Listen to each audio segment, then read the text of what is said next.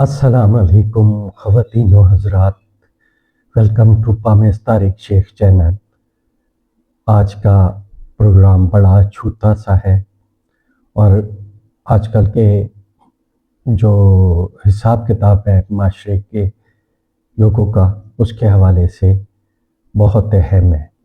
मैं हूँ पामेस तारिक शेख। आज हम एक अहम मसले के ऊपर बात करेंगे। बहुत से लड़के और लड़कियों को जिस मसले ने परेशान कर रखा है, शादी में ताख़ीर क्यों होती है। आज का प्रोग्राम कुंभो प्रोग्राम है, जिसमें हम पामिस्ट्री हाथ की लकीरों से भी और एस्ट्रोलॉजी सितारों के हिसाब से भी बताएंगे। पामिस्ट्री के मुताबिक वजूहात, पामिस्ट्री के हवाले से अगर आपकी शादी की लकीर, ये आप देख रहे होंगे शादी की लकीर, अगर आपकी हार्ड लाइन से ज़्यादा ऊपर हो तो इसका मतलब है कि आपकी शादी 30 साल के बाद होगी। 28 से 30 साल के बाद किसी भी वक्त हो सकती है।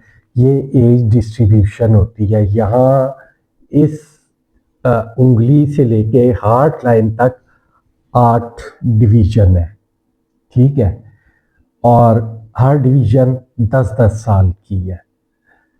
तो जहाँ पे आपकी लकीर आ रही है वो आपका एरिया है शादी का, ठीक है। अगर हाथ में शादी की लाइन बहुत हल्की हो, नीचे को झुकी हो, जो नीचे को झुकने वाली लकीर होती है वो अक्सर मंगलिक कहलाती है। तो ये सब शादी में ताख़ीर या रुकावट की निशानी होती है। ठीक हो गया। दिल की लकीर, हार्ट की लकीर में खराबी, एक तो चेन की शक्ल में हो, टूटी हुई हो, क्रॉस या निशान हो, तो ये रिश्ते बनते और टूटते हैं।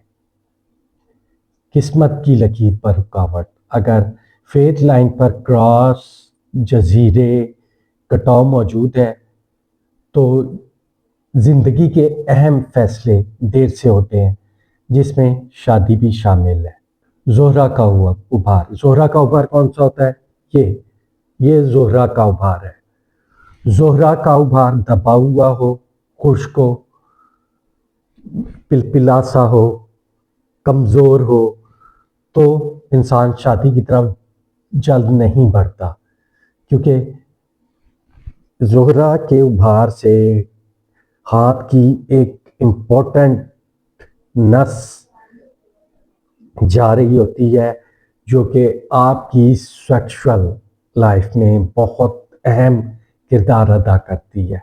अगर आपका ये उभार अच्छा है, ताज़ा है, मोटा है, तो इसका मतलब है कि आपके अंदर मर्दाना सलाहियात मौजूद है। तो इंसान की शादी के लिए इस उभार का सही होना बहुत ज़रूरी है। अगर ये उभार कमज़ोर है, पिलपिला है या इसमें जान नहीं है, तो माज़रत के साथ उन लोगों के साथ ऐसे लोग शादी ना करें, क्योंकि ये फिर आपस में जो है लड़ाई झगड़े, फसाद, तलाक या बीवी का खफा हो जाने की तरफ रुझानात ज़्यादा बढ़ जाते हैं। एस्ट्रोलॉजी के मुताबिक वजूहात, एस्ट्रो के हिसाब से इसकी क्या वजूहात है? ज़ोहल, सैटर्न का असर, ज़ोहल ताख़ीर का सैयारा है, ठीक है। अगर 7वें घर पर ज़ोहल हो, ज़ोहल की नज़र शादी के घर पर हो, तो शादी देर से हो सकती है, मगर आपकी शादी मजबूत होगी। मंगल का असर, मंगलिक का मैंने आपको पहले भी बताया है कि जिन लोगों की शादी की लकीर का झुकाव दिल की तरफ हो, याद रखिएगा, दिल की लकीर की तरफ अगर इसका झुकाव है तो इसका मतलब है कि आपका लाइफ पार्टनर आपसे पहले اس دار فانی سے کوچ کر جائے گا. یعنی کہ اگر آپ مرد ہیں تو آپ رنوے ہو جائیں گے، اور اگر آپ عورت ہیں تو آپ بیوہ ہو جائیں گی. ٹھیک ہے، یعنی کہ آپ کا لائف پارٹنر آپ کی زندگی سے پہلے چلا جائے گا. تو اگر یہ آپ کی ہارٹ لائن سے مل جاتی ہے، شادی کی لکیر ہارٹ لائن سے اٹیچ ہو جاتی ہے، تو دیٹس مین کہ آپ کا لائف پارٹنر جو ہے کسی مہلک مرض میں مبتلا ہو جائے گا جو کہ جان لیوا ثابت ہوگی. ٹھیک ہو گیا؟ ٹھیک ہے، ہم منگل کا اثر آپ کو بتا رہے تھے. میں تھوڑا سا پروگرام سے ہٹ کے بھی آپ کو سمجھا رہا ہوں تاکہ آپ کی سمجھ میں میری باتیں آ جائیں. اگر منگل مخصوص گھروں میں ہو تو رشتے رک جاتے ہیں، بار بار بات بنتے بنتے ٹوٹتی ہے. شادی، جاب اور لائف کے امپورٹنٹ فیصلے یعنی ملک سے باہر کے سفر، یہ آپ کو کسی اچھے پامسٹ، اچھے ایسٹرولوجر یا جو دونوں میں مہارت رکھتا ہو زیادہ بہتر ہے. تو اس سے ضرور اس کے بارے میں مشورہ لینا چاہیے تاکہ کوئی فیصلہ غلط نہ ہو اور آپ کی لائف پرسکون گزرے. ساتواں گھر کمزور ہونا، ایسٹرولوجی میں ساتواں گھر شادی کا گھر ہے. اگر یہ کمزور ہے تو سمجھے حاکم سیارہ کمزور ہے تو شادی میں رکاوٹ آتی ہے. راہو کیتو کے بارے میں نے آپ کو پہلے بھی بتایا ہے، امیجنری سیارے ہیں جو کہ آپ کے لیے اچانک مسائل اور رکاوٹیں پیدا کرتے ہیں. تو اچانک مسائل، غیر واضح رکاوٹیں، غیر معمولی تاخیر پیدا کرنے کا سبب بنتے ہیں. روحانی اور نظر بد کے اثرات، یہ ایک ایسا پوائنٹ ہے جو بہت زیادہ انوالو ہوتا ہے اس چیز میں. ٹھیک ہے، حسد، نظر بد، بندش، رکاوٹ، منفی توانائیاں کس وجہ سے؟ بیڈ آئیز اور ایول آئیز کی وجہ سے. اس کا کیا پوائنٹ ہے ہاتھ میں؟ یہ آپ کی سیٹن کی فنگر ہے. ٹھیک ہے، سیٹن فنگر، اس کے نیچے آپ کا ٹرائی اینگل بنتا ہے. بالکل اس کی جڑ میں ٹرائی اینگل بن جاتا ہے، اور وہ ٹرائی اینگل ایسے ٹوٹتا بھی نہیں ہے، ختم بھی نہیں ہوتا ہے. اس کے لیے آپ کو چاہیے کہ آپ ماشاءاللہ بہت سے مسلمان اس ویڈیو کو دیکھ رہے ہوں گے، ان کے لیے خاص ہدایات ہے، کیونکہ ہمارا سب کچھ ہمارا مذہب ہے، ہمارا رب ہے، ہمارا رسول ہے جس کی ہم تائید اور تقلید کرتے ہیں.